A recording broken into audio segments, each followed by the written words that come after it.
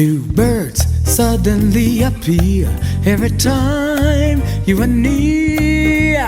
Just like me, they long to be close to you. Hey everybody, this is Dr. Willie Jolley and this is D. And we are the Jolleys. We're the authors of the book, Make Love Money, and Make It Last. Make love, make money, and make it last. 10 Secrets to Shape a Great Marriage. You can get a free chapter from the book at jolleymarriage.com, jolleymarriage.com. And the free chapter is about communication. And that's the biggest chapter. I want to say hello to those who are watching live as well as those who watch on the replays on YouTube on our Jolley Marriage site. And we are encouraging you to let everybody you know to tune in every week at 9 o'clock. Because we want to help marriages stay together, improve, enhance, and be loving and fun. Greg and provide information for those who are not yet married. That's right. So we don't make mistakes. That's right. There you go. Greg and Linda, because they're home from watching from home after Good evening. Williamsburg trip. Christine Jones. Hey, thank you so much. They love seeing you too when I can. We're glad you're here tonight. Thank you for being here on a Monday evening. And it's a special Monday evening, a special Monday night. Because? And there's Gladys Pemberton. Happy birthday. It's special Monday night because today is my wife's birthday. And Gladys's birthday. And Gladys Pemberton is the same birthday, and they are besties. And we celebrated with dinner yesterday. We had dinner last night at the Capitol Grill and had a wonderful time with them. We love Gladys and Ron. I got to tell you our Gladys and Ron story. This is okay. I got to show you. So this is the plant from my hubby. It's a Chinese evergreen. He brought it to me today. So you can see the little bow. Oh, okay. It's a little bow. Because I'm an in-house gardener. So, greetings to Gladys and Ron. Now, let me tell you the Gladys Pemberton and Ron Pemberton story. And she's like, what are you going to tell? Well, yeah, you can't, until I tell it. Okay. Thank you. Lord have mercy.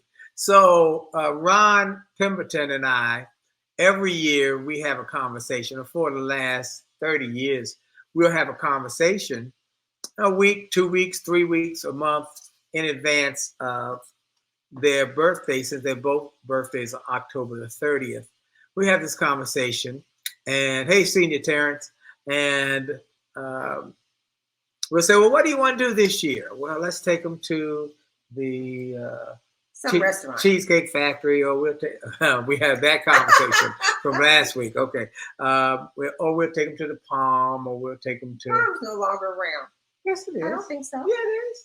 Oh, we've done that. We'll go different places. Well, one year, Ron calls me, and like October is his birthday. We usually were talking early October, but he called me like the end of August and says, "Look, I want to talk to you about the girl's birthday." And I said, "Wow, this is early to talk about the girl's birthday." He said, "Okay, what do you want to talk about?" He said, "Well, I got an idea." I said, "Okay, what do you want to do?" He said, "Something special." I said, "Okay, what is that?" He said, "How about a surprise trip for them to Paris?" I said, "Paris? You know how much money it costs to go to Paris? You know how much I'm just going on." And he said, "Oh. You know, I work for a computer company, a technology company." Yeah. He said, "And, I'm in sales." And I said, yeah. And he said, "And we had a real good sales quarter." I said, yeah. He said, "And so what about the fact that I had a really good sales quarter? And part of the perk is I get 4 coupons to go to Paris at discounted rates." I said, "Bonjour, mon ami." And that October the 30th, we had dinner that night at the base of the Eiffel Tower. We had a wonderful trip. And it was a surprise. They didn't know where they were going. Neither one of them knew where they were going. We just told them to pack a bag, and I kept kind of giving her false flags. Let's say, a little French in Canada. Oh, Canada. I'm sorry. Do you know Toronto? I know Montreal. Oh, I'm sorry. So she thought she was going to Canada and knew a little French, but we took her to Paris. So And I didn't know it until I got on the plane and saw Gladys on the plane. And then it was amazing.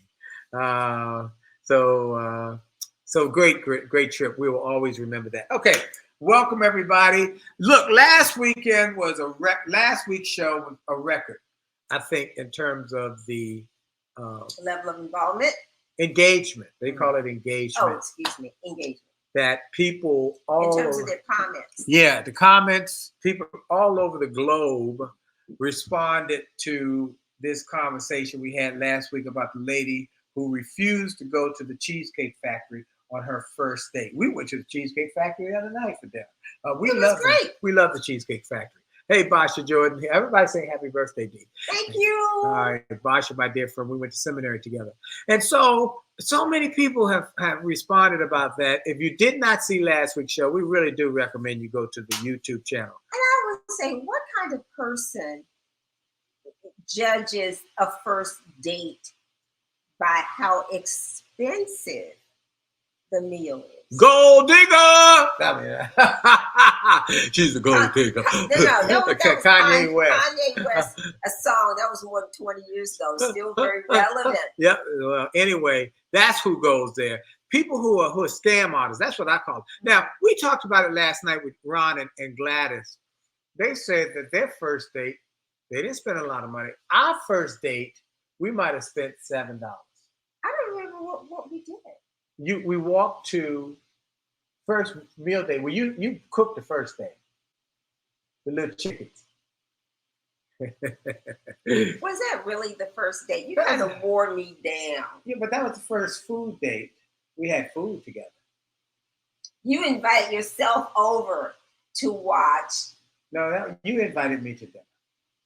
You invited I was gracious. I'm a Southern girl. But you had to cook. I did cook. Okay. But you wore me down until I felt like I had to invite you over for a meal. Yes, that's true. So what was the meal? It was Cornish hen. It was a Cornish hen, and he didn't know what Cornish hen was. Oh my God! And I thought, oh my God, how much did you spend? How uncultured was he? He didn't know what is this thing? He didn't know what a Cornish hen was. It's a little chicken. It looked like a little chicken to me. Get up, all right. So how much would you say that meal would have cost? Back then, it probably cost $10. 10 probably. All right. And then one night we went. Cornish hen. Was that 2.5? No, Cornish hen. Yeah, and you had brie and broccoli. I had brie. He didn't know what brie was. And the soft cheese. He didn't know what that was. I know what that was either. And a salad. And so the next time was when we walked to the Giant. I spent the money this time. You got cube steak and rice. Which I don't eat anymore because now I'm vegan. Right. And you made teriyaki steak. Do you remember that? Yeah, I do. Mm-hmm. And so that might have cost $7.50. And we were getting to know each other. Hello. So what we said last weekend is this, and then we'll move on to today's show, is many people are focused on the perks rather than focusing on the person. Mm. We want you to focus on the person, not about the perks. But if you focus on the perks, it's not going to be for the long haul anyway, because they will discover that all you're looking for is a temporary meal ticket or just a good time. That's right. Let's see what Terrence says. Let's see. He said, however, you can start by getting 2 copies of the Jolleys book. Just saying, whatever you're going to do. And he also says, let's see, maybe if each person in the relationship are responsible for their own personal joy, maybe the relationship may be jolly. Oh, I love that. Thank you. And you start by getting 2 copies of the book. And he said, a first date, meet at the library and bring your financial statement. That was not on the list that William provided of things that they said don't go to, right? That's a good one. Library is a good place. Yeah, that's a good place. And the new Martin Luther King Library is really outstanding. And that's where we went for the book signing with Sheila Johnson. Yeah. Beautiful. That was excellent. All right. Mm-hmm. Now, tonight we're going to talk about something. So if you didn't see last week, go see it. You'll enjoy it. All right, so we're talking about this is another session, another something that came to us. Right. So very timely. And Confessions of a Single Man. The reason why you're not why men don't. Why I have not proposed. And the statistic this was brought to us that this is the time of the year when most proposals are made. Percentage-wise, in terms of the news, that most of the proposals are around holiday time. Between end of October through the end of the year. So we're right in. So this particular situation says, my girlfriend and I, all right, have been living together for the past 2 years. No, have been together for 2 years and have been living together for the past year. The challenge is that he's divorced. Okay, so he has less resources, and he wants to. They moved in together with the idea that they were going to get married, and she's like getting antsy now and saying, "Well, you haven't asked me yet." And he wants to surprise her with an engagement ring, but he has to save his money because he's been through divorce and he's paying child support. So the question becomes, should I tell her that I am saving up for an engagement ring? Because I don't want her to feel that. Well, she already feels it from the letter. So how does he fix it? And he's saying, should I tell her? But I want it to be a surprise. But now there's some pressure coming to make it happen, make a statement. I think you should simply tell her the truth. That's what I'm ready. Is that what you think? think? My opinion, I'm ready to make a commitment, but I can't afford a fancy engagement ring, so I'm saving up for it. Do you want to go and elope? We don't know any of the backstory. You know, maybe it's very important that she has a ring, or maybe that's his feeling that he's got to give her a ring. We didn't have a ring. We did not have a ring. Not even a Cracker Jack box. Not even Cracker Jack's box. So you know the story. We went to the justice and went out to lunch, came back married. Boom. That's it. We bought a house.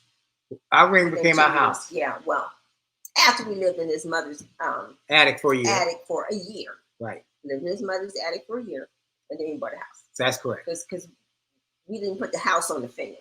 Right. And that's what are your suggestions? My suggestions are this: that he needs to, if he's feeling that here's what he got to be wise about. And this is another point we talk about in the book. Okay, I want to make sure we get that clear. We tell you some of the things that will avoid headaches if you do these things. Women need 2 things, gentlemen. Don't forget it, or you're going to have drama and headaches. Women need 2 things. They need intimacy and security. So how do you get that? Now, intimacy is not sex. Intimacy is that warm feeling that they get on the inside, that your words, your kindness, your caring, your thoughtfulness, intimacy, and security. This woman does not have security because she don't know if he taking her for a long walk around the park. Okay, so he's saying. So then I think that brings up a lack of communication. And look, Gladys and Ron said that he should say that he's saving for a special project. Okay, but it's if he wants to. He's saying if he wants to surprise her. Yeah, but I think let me tell you my actual truth. What I have done in this. See, I don't have. This is one of those points where I'm conjecture because it's guessing. Because first of all, she wasn't going to marry me. She had already told me very clearly. Every time I asked about anything about marriage, she said no. I said, well, no. So finally, but I mean, we did have lengthy conversations. So you knew why. We talked about everything. We did talk about everything. And I had already been down the path of being married. I said I wasn't interested in doing it again. We had even had your friend to do some premarital counseling. Try to. And he told her when I went to the bathroom, he ain't got a job. my friend, the preacher, he gonna hook me up. I'm trying to get hooked up, and I go to the bathroom. He tell you, you seem like such a nice lady, such a classy lady. I love them. He ain't got a job. Woo! I come back, but you know what? Here we go. Here's what I say. I say, if it had been a situation where you had said, because we dated 4 years. Mhm. You said, is a proposal coming? Mhm. I would have said, is that what you want? Okay, is that what you want? I'll tell you what we're going to do. Let's go ride to the store.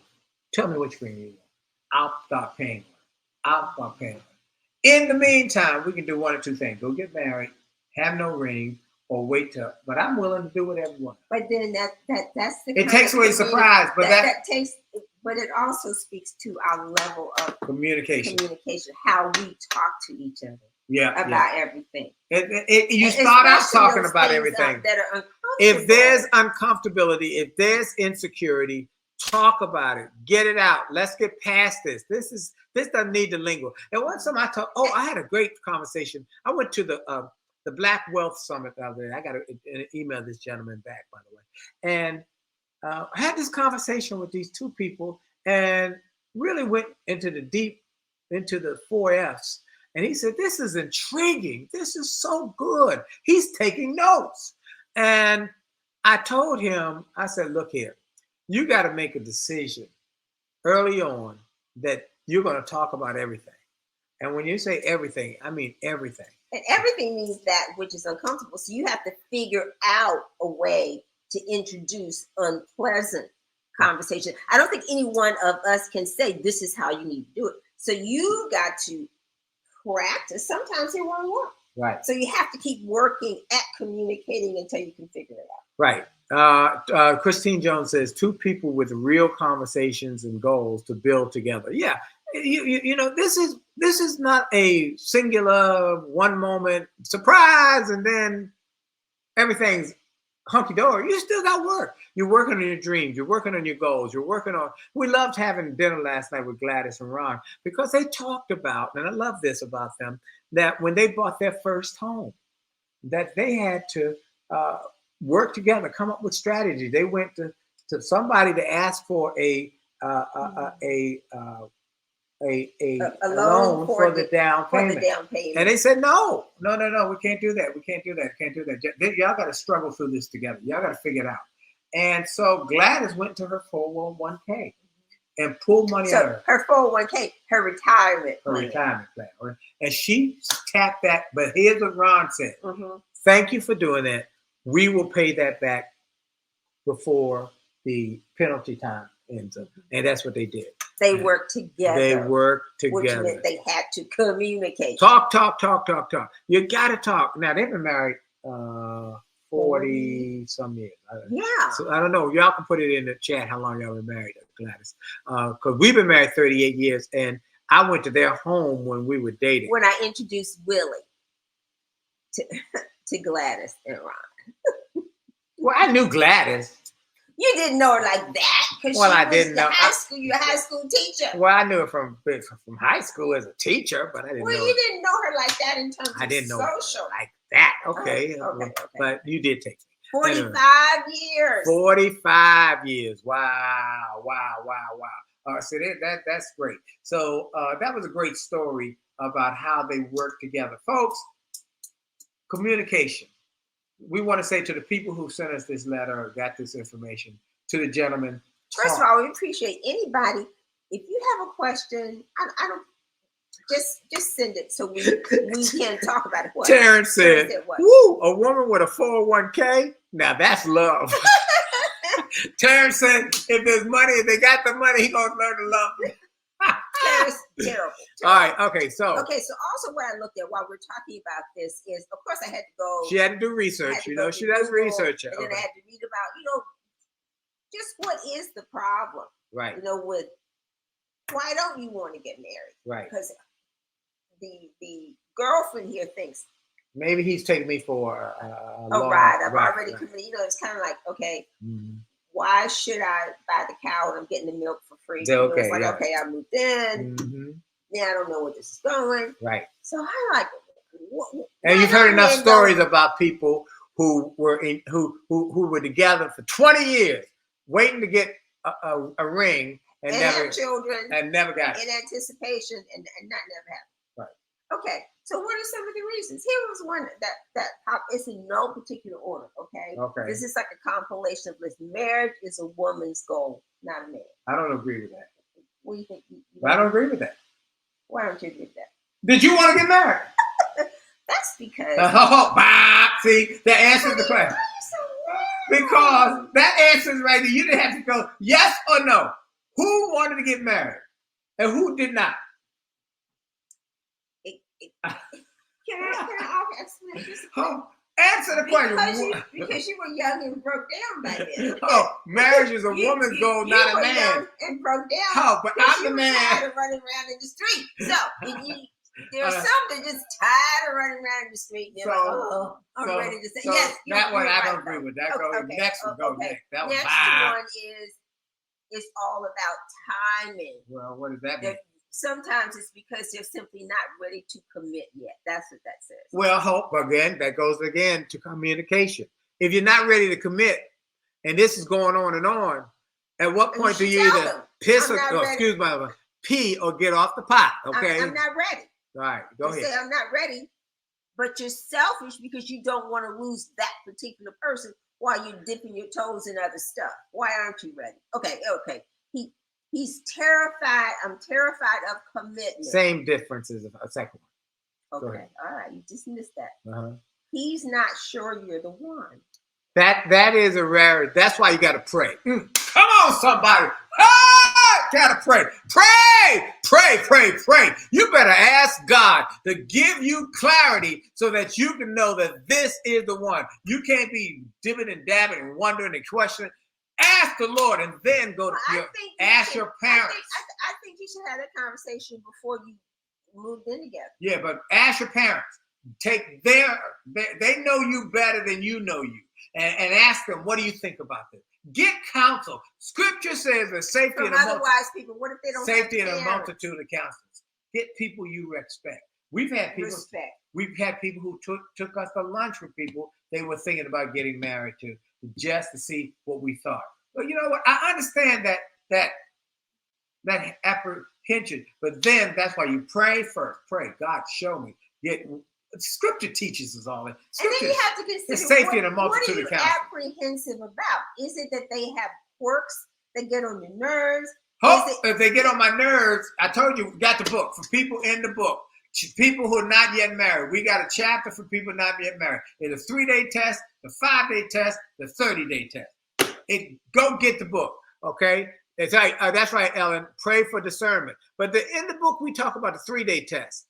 First, you go away for 3 days together. You don't have sex. Why? Because sex clouds everything. Okay, woo, everybody thinks it's great when you're having sex. Woo! But do you like them? Do you like them as a person? Okay, then the 5-day test. Then a 30-day test in the same city with each other, at least 30 days. Long distance romances can be challenging because you're always at your best. At your best. For a long weekend. Yeah. Or for a week. So maybe like the guy and the girl, I tell this story often. My friends, I was in the wedding. They were long distance date.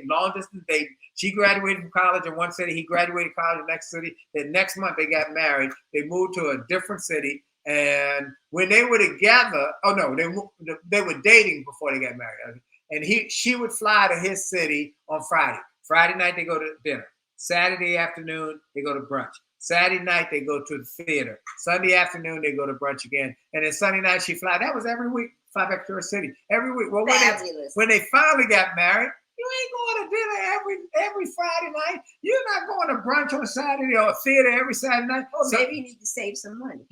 You out of an apartment. You got to get a place. You got to do what Ron and Gladys did. You got to save up your money so you can have a down payment. So all of that stuff was not going to happen. Marriage didn't last a year. Because it was stayed single. That's the other thing. They both stayed single like 20 years. Fantasy Island. And she the plane. Okay. And she still is. It's 30, 40 years. Yeah. He did marry. He did get married. Okay. Ellen said she got the book when we came to Good Hope Union for me to speak and preach. Amen. All right. And the book, I hope is a blessing to you. We have so many people say they used it. Look.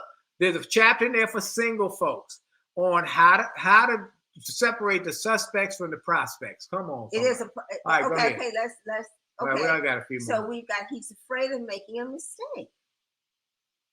I pray. That requires counseling. That goes back to what you're saying. Oh yeah, pray about it and Pray get about wise it counsel. and get wise counsel. He doesn't believe. Well, you know, you're using somebody. All right. This was one doesn't believe in the institution of marriage. You better run. Run from that joker. If he don't believe in the institution of marriage, he probably doesn't also believe in staying monogamous. He probably also doesn't believe in being faithful. Run next. And So then you get pregnant, you have children. That's a mess. Right. Go ahead. Okay. Oh, I see the that. one. He's already married. Where that happens, we've had. So today you need to do investigation. You better get a private investigator. I think that's see a what good thing. See what they. Yeah, you need to check all the social media sites from the LinkedIn to the TikTok to whatever it is. And then if you have suspicions, you need to do investigation. Isn't that something? You need to investigate to see. And if you're not having sex, you're not supposed to be having. You need to identify. Was it born a male or a female or not? Hello. Then you got the other part. What other part? Like my neighbor. Who had many. He had 4 children with his wife, and then 4 children popped up who were from women in the area. He was driving a cab. He wasn't just driving that cab. That's but I think. Well, okay. Right. I'm just gonna say. But his wife did say that. She stayed with him, but they all knew. I think with women in the neighborhood, so they already knew who he was. So that was consensual. He wasn't even hiding anything. Yeah. Okay. Go ahead. Okay. He's worried about finances. Well, that's reasonable. Okay, that's reasonable. Can I afford? Because when this Ron said something last night. He said before he got married, he was a poor money manager. But when he got married, he realized he got married, and then, in that next year or so, their son was on the way.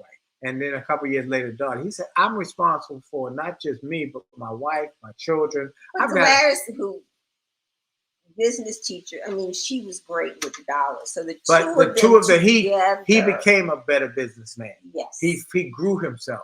Folks, if you're worried about finances, that's your reason to be. Then you should talk about that too. Talk about it and say, I don't know how I'm afford all of this. And then y'all get a plan. Nobody starts. If both people are going to work. Look, I'm thinking about Biddy and Dexter, our dear friends Biddy and Dexter.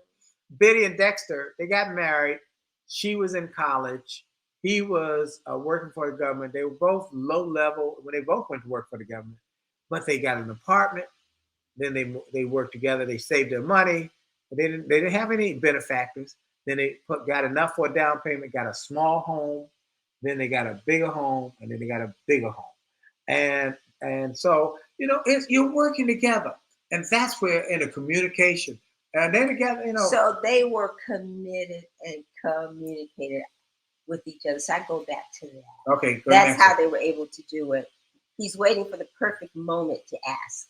He's waiting for his parents' approval or the approval of the parents. Now that one has some value. Okay. Now, I mean, if your parents, you have the kind of relationship that we have with our son. I think that's cultural too. That's cultural. That's correct. Because we have friends who are Indian who. And how about the guy and the girl we had a mentoring session with? She was Asian. He was African American, and the culture he couldn't quite. That wasn't resolved before they were married. No, and it got crazy. But they did after we talked to them. We told them how to get through this. So here's what I say about that: waiting for parents' approval. We are very close with our son, very close. So we would not. I don't think we predicate his getting married on our approval, but we certainly would share our thought. If we did. But here's what I think. But he never brought anybody that we disapproved.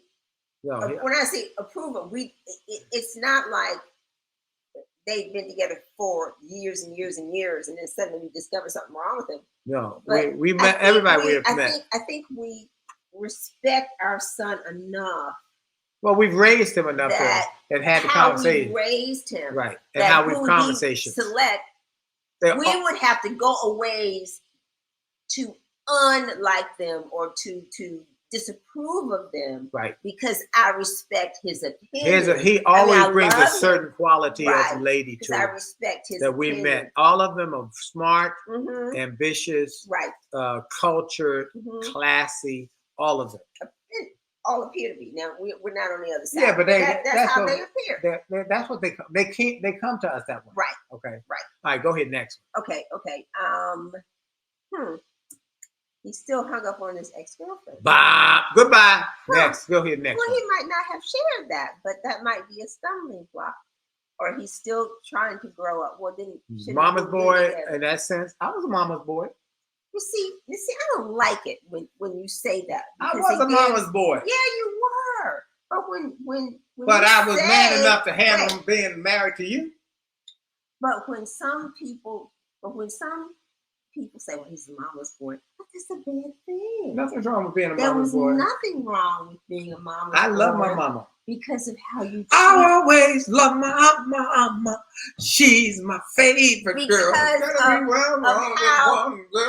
Because of how you treated your mother. Yes. And how your mother respected you. You were the baby boy, but still there was a level of respect. We enjoyed each other. We did. And I think that says a lot when a man respects and loves his mama. Yes. Because that would suggest that he would treat you with love and respect also. All right, go to the next one. Yeah. Okay. He thinks you're still playing. But see, I don't really like that one because the girlfriend is anxious to get married. So he thinks she's playing because he's playing. He's terrified of what you will say, then maybe you'll say no. That's the problem. Ooh, but you know what? If you don't ASK, you don't GET. Come on, somebody. You don't ask, you don't get. But you gotta have your relationship is not stable enough. If you're thinking about, well, I think I want to marry this person. But I'm scared that she's gonna say no. Say no, that's a problem. That's a problem. You got a problem. Somebody got a problem somewhere. You gotta ask for. Well, you haven't. You gotta be enough of a relationship. Or you gotta man up and say, do you want to marry? But go ahead. He's not ready to be a father, not ready to have a family. I understand that. Well, I've heard gentlemen say that. But you know what? That's maturation. Grow up. So he's not ready. You ain't ready? Get ready. But he's not. All right, go to the next one. He shouldn't be proposing to somebody. He doesn't want you to feel obligated to say yes. He doesn't want you to feel something afraid of commitment because they don't want the woman to feel obligated to spend the rest of their lives with them. Does that make sense? That don't make no sense. That don't make no sense, sir. If that's your question, that don't make no sense. That don't make no sense. You stupid. You stupid. Go ahead. And lastly, he doesn't know how to ask, will you marry? So let me show you how to do this. Down on a piece of paper. Will you marry me? Forward. Will you marry me? Please. Now you might do what I did. Beg. Please, please, please, please, please, please. We're out of time. No, I actually didn't beg. I sold her. I sold her. It was a process. Y'all heard it. If y'all not heard about it, you got to see one of our videos we did where we went to lunch and I went to the justice piece. And then from the justice piece, I said, how long is this license good for? And then they said it was three years. And I said, well, I'm here on a Friday. What would you do next? You go to the justice piece upstairs, but he's always booked up. I said, well, why don't we go up there? I just kept talking. And finally, 15 minutes later, she was married. But the missing piece, Willie Jolley, is that I never asked. We were. I tell you what, man. Those who scared to ask, don't ask. Just go to the justice of peace and walk your way through there. But we were friends. Yeah, and you're so cute. Doesn't she look cute? A little showdown. She looks cute on her birthday. She's a cute little thing on her birthday. Thank you, dear. Yeah. Show We your were flower, best Mark. friends. Show my your flowers flower one more time. Yeah, for those who don't know, who came in late, what kind of flower is it? It's a Chinese evergreen. A Chinese evergreen. She And loves he plants. picked it out all I by picked it himself. out. I am so proud of him. Thank you for joining us tonight. We're over time. We overtime. This was a good one though. Was it good? Did y'all like this one? This was good. Terrence, was this a good one? You know, we always ask Terrence. Terrence, it's hard for me to read it tonight. I'm on the little screen. The big screen wasn't working, and I got my glass on. Let's see. What does Terrence say? Terrence always got some good stuff to go with. He said, son has good examples. Thank you. He said, I'm the CEO of all Mama's Boys. That's right. Nothing like Mama's wisdom, love, and support. Amen. And he says, he knows how to ask when someone else is asking her. He'll know how to ask when somebody else is asking her. He'll get it together then. Hey, thank y'all. We're a little over time tonight. For those who don't know, get the book at jollymarriage.com. Get 2 copies. We recommend Thank 2 you. copies. 1 for each of you. And 1, if you're single, still get 2 copies. Thank you, Greg, because he said good stuff. If you're in DC or you're coming to DC, I got 3 more Saturdays for the Willie Jolley Music and Motivation Comeback Show. How to turn your setbacks into comebacks. A Broadway-style show with music and entertainment, information, inspiration, humor. It'll take you on a journey, and you will love it. It will be this Saturday. TheComebackShow.com. TheComebackShow.com. Go see the trailer. Yeah, go see the trailer at TheComebackShow.com. TheComebackShow.com. Y'all will enjoy it. Some people are coming from all over the country. We got 3 more Saturdays. Come and join us any of those Saturdays. And what else do we have to tell them? TED Talk. If you haven't seen the TED Talk, go to jollymarriage.com. How to never argue again in marriage. And we want you to share that because we're trying to get to 1 million views. Okay, we want 1 million views. So thank you for being with us. Thank y'all. Thank you, everybody. Brenda says, great show. Thank you. It was fun tonight. We'll see you next. Shout out birthday girl here. Birthday girl Gladys Pemberton. And tomorrow is birthday girl Cheryl Reagan. Our vice president of marketing. She's been with us for 15 years. Oh my God. And so she's on vacation. We love you, Cheryl. Happy birthday. All right. That's it. We got to go. We got to go out on the music. Look at the fingernails. Oh, They're not so bad. I said it was black, and he doesn't like the black, so it's black and red in preparation for Harvest Day. Thank you. Terrence says happy birthday. Thank you. Here we go. On out.